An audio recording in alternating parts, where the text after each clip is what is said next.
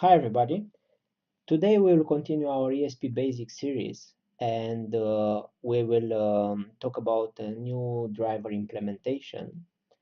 And actually today I choose the, let's say, a little bit different IC. It's a little bit special. I'm talking about the PCF8591. And it's special because inside you can find an ADC and also a DAC. As you can see here, I have a teeny demo board that I received a while ago, I think probably from Banggood, maybe, probably. If I remember, I will put the link down below. So I just remember that I have this tiny board seeing a post on the ESP8266.com forum by ElectroDragon, and he was asking about the driver implementation for PCF8591. And I just remember that I have these boards somewhere and I found them in the drawer, and that's it. We will try today to see how easy or how complicated it's to build a driver for this teeny demo board. For the beginning, I want to just tell you a few things about the PCF8591. I will not insist too much. You can go and take a look in the datasheet. The only thing that I want to tell you about is the fact that, as I said, you have in one IC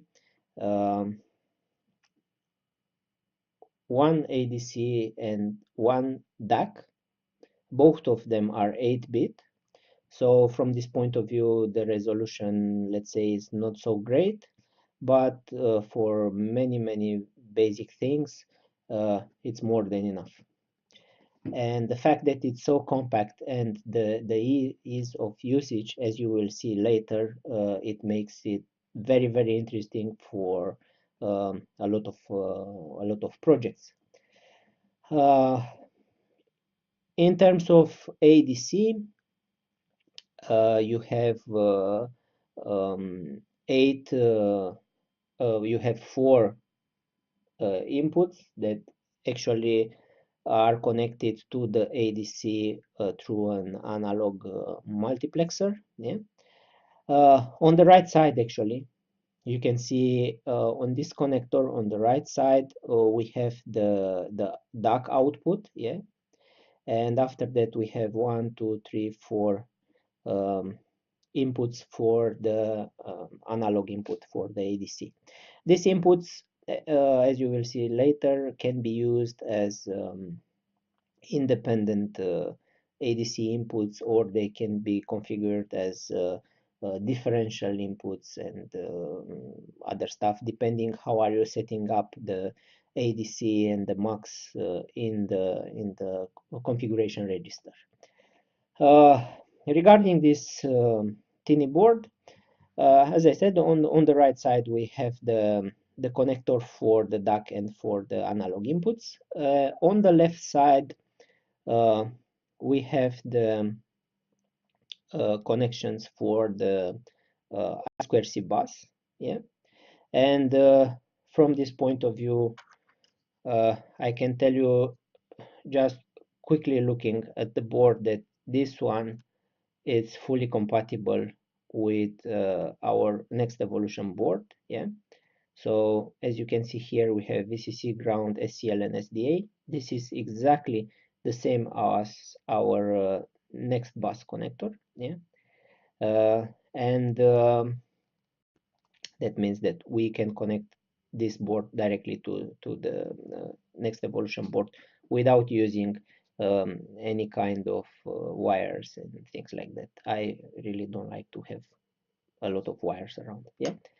Okay, so We have the next bus connector, we have the input-output connectors for the ADC and DAC, and as an extra on this teeny demo board, you have a small potentiometer, a small LDR, and a small thermistor. Yeah, so basically what they are trying to give you here are the capabilities of reading through the ADC the temperature, the light, and from here you can just vary the voltage through this resistor, having a voltage divider, I suppose.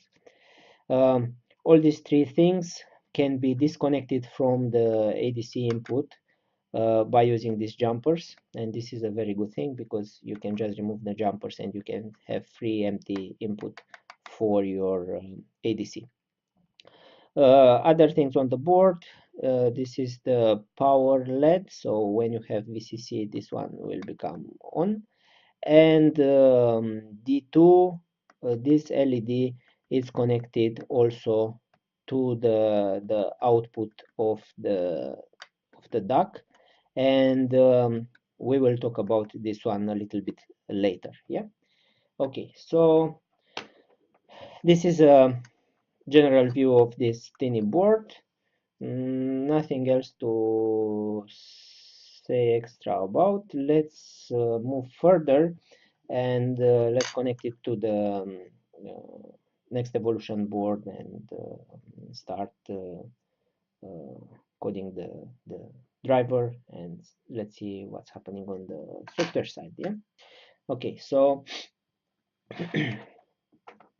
as you can see here, I have the PCF8591 board connected to the next evolution board. Yeah, directly on the next bus connector. Yeah, and I just power up the module.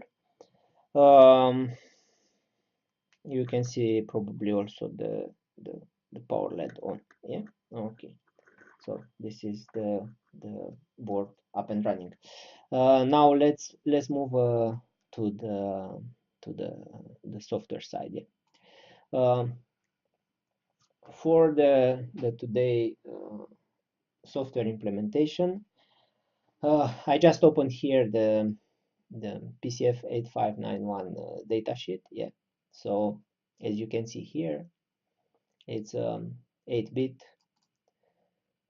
I2C compatible device. Yeah. Only one thing, and after that we will move down. This is very important. This thing is telling us that it's 3.3 and also 5-volt friendly device. Yeah, so you have no problems with voltage translation and other stuff like that. Yeah, okay. So we will work on this configuration with the datasheet on the left, and also with the software editor, the web editor of the ESP Basic on the right, and I will try to explain you a bit what's happening. Yeah, okay. So on the software side, yeah, as you can see, the first thing that we are doing is to set the I2C address. Yeah, so for this board and for PCF8591, the IC square address it's 72. Yeah. The next step will be, of course, to set up the I2C bus. Yeah. In our case, we are using for SDA and SCL the 4 and 5 GPIO pins. Yeah. After doing the I2C bus setup, we will move further and we will initialize the variables for the DAC input and the DAC voltage. And also, this thing is very important to be able to do accurate translations between the DAC input steps and if you want, and the output voltage, we need to check and to apply a voltage calibration. Yeah. In terms of inputting the DAC value, I've just used a text box here where you are inputting the DAC value. You have a button that can be pressed, and when you press this button, then in the set DAC subroutine, the DAC voltage will be updated, and as you can see here, DAC voltage is calculated as DAC multiplied with voltage calibration from here. Yeah, and that's it. Now, in terms of communication with the PCF8591, what we need to do, we will start the I2C bus that was already initialized here. Yeah. We need to write in the configuration register the corresponding value that it's enabling the DAC. Yeah. And as you can see here, we are writing 64, and after writing the value that it's enabling the DAC in the configuration register, we can write the DAC value itself, and we will end up the communication with the IC. Now, I want to show you from where is coming this value. Yeah, so let's scroll down a bit in the datasheet. Yeah, and in the datasheet, as you can see, this is what we are looking, and actually this is the only thing that you need to know to be able to drive this IC. Yeah, the control byte, the second byte sent to the PCF8591, it's stored in the control register. Yeah, so this one, it's the one that is giving us the access to the to enable the DAC or to enable the ADC channels, or DAC and ADC, and or all the configurations. Yeah. So if you want to make things a little bit simpler, from this entire data sheet, you just need to type to print this page. Yeah. Figure 4 control byte, it's more than enough. With this one, with this diagram, you know everything that you need to know about what value to write here in the control register. Yeah. And now let's see, I said 64. Yeah, and we will look here in the control byte, and we will see that from the less significant bit to most significant bit, we have a lot of things. The first 2 bytes are for selecting the ADC channel number. Yeah, so as you can see, 00 channel 0, 01 channel 1, 0, 1, 0, 1, 1. So the 4 ADC channels input, these are from the analog input multiplexer. After that, we have the auto increment flag, and when it's 1, then this one will go one after another one. You can read in the datasheet what's happening. Now, regarding the analog input, I remember that I told you before, you can use the ADC inputs as 4 single-ended inputs. Yeah, and then you put here 0, 0. Or you can use them as a 3 differential inputs in this configuration, or you can have a mix of single-ended and differential mixed. Yeah, or you can have 2 differential inputs. Yeah, so as you can see, in terms of the analog input multiplexer, this one has a very, very flexible way to be configured. Yeah, and late, the one that we are interested now, this analog output enable flag, That means analog output active if 1 means that with this bit we can activate or deactivate the DAC if you want. Yeah, so as you can see it's here on the 1, 2, 3, 4, 5, 6, 7 position. Yeah? 7 position. That means exactly 64. Yeah. So basically, when we are writing 64 here, what are we doing? We are enabling the DAC. Yeah. Okay. So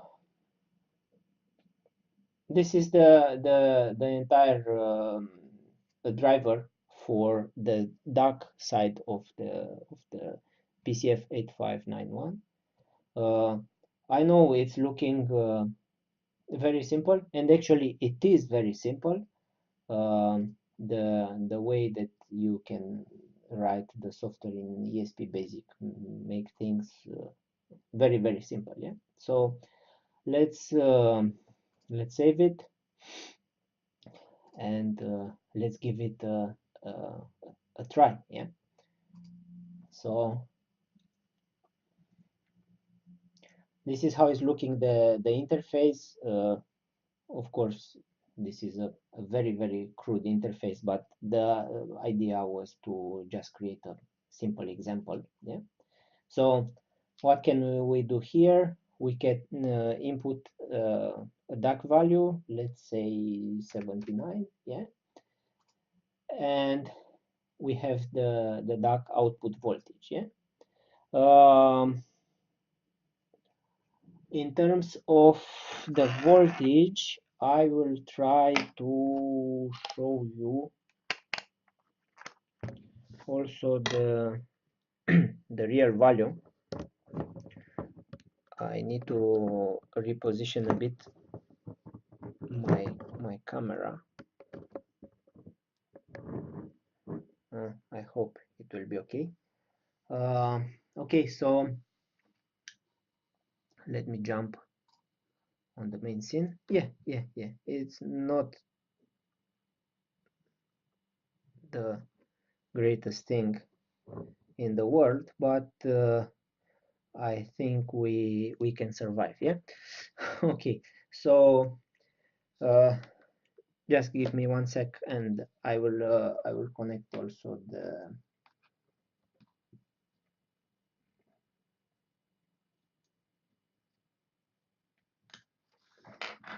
okay, and this one will go on DAC.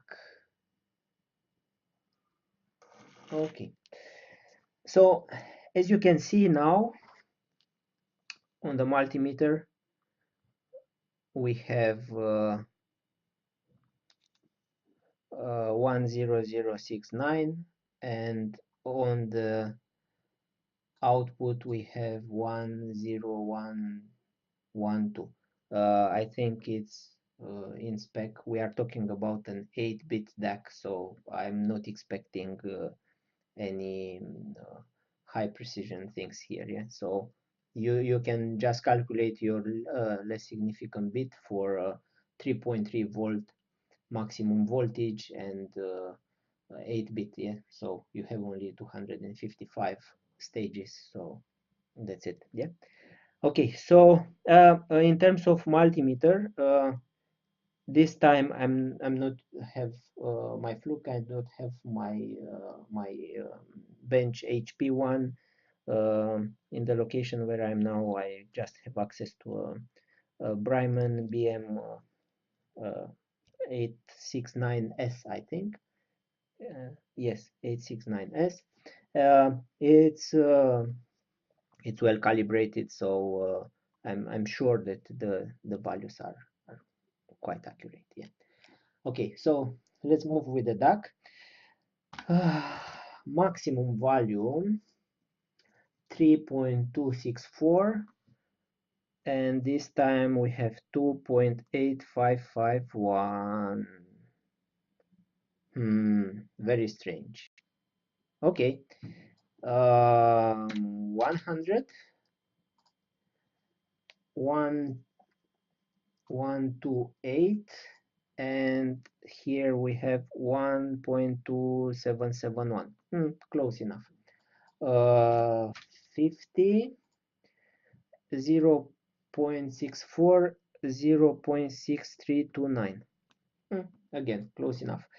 I'm curious what's happening to the lower values, to the end of the interval. 0.31, 0.32, yeah, it's okay. 20, 0.2474, 0.256, this one is looking also okay. 10, 0.12, 0.128, 5, 0.04, 0.059, not bad. So 0, 0 is 0, and 0 is 0. Okay, so this is how it's looking. It's looking wrong. 191, 192. This is still okay. What's happening? 200, 200, 253, 256, 250, 3.2, 2.85. So as you can see from here, we have a problem related with the upper interval, yeah? And if you have, let me move this thing. If you have the same board, the same demo board, the same type of the board as I have here, yeah. I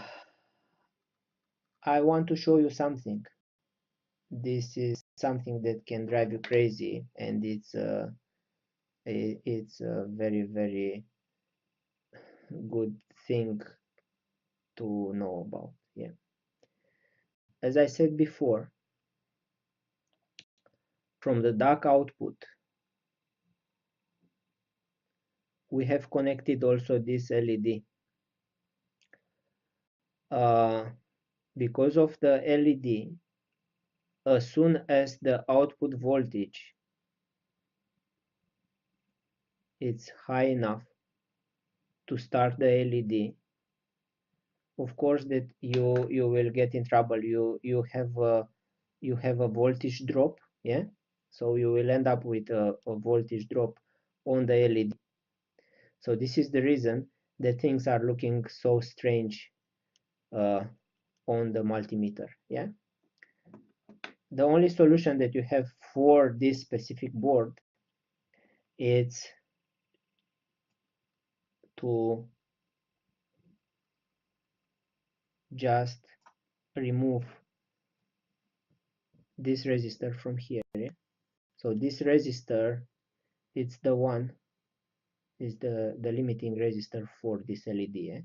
So just remove this resistor, and after that your DAC output should be okay, yeah? I remove it, and let's try again with the resistor removed, yeah? Okay, so I will bring back the multimeter. Let me just remove it. Okay, yeah, so now with the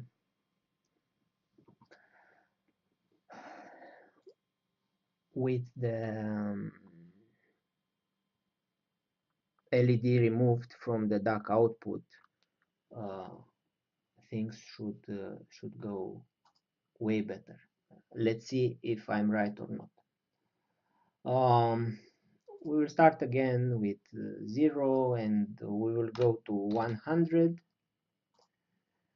We have 1.28, as you can see, 1.2766, 150, 1 0.921.9195, 200, and if you remember here we start having troubles. Yeah, you can see now we have 2.56 here, and we can have here 2.5618. Yeah, so this time it's no more the big difference. Yeah, and it's normal. As I said, it was the voltage dropout on that LED. Yeah, and let's go up 255. Yeah, for 255 we have 3.264 volt, and here we have 3.2672. Yeah, so problem solved.